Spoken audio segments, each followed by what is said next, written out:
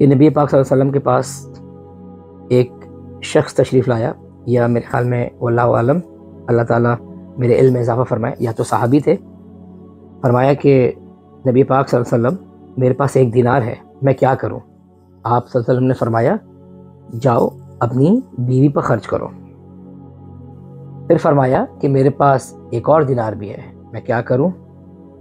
آپ صلی اللہ علیہ وسلم نے فرمایا جاؤ اپنی اولاد پہ خرچ کرو۔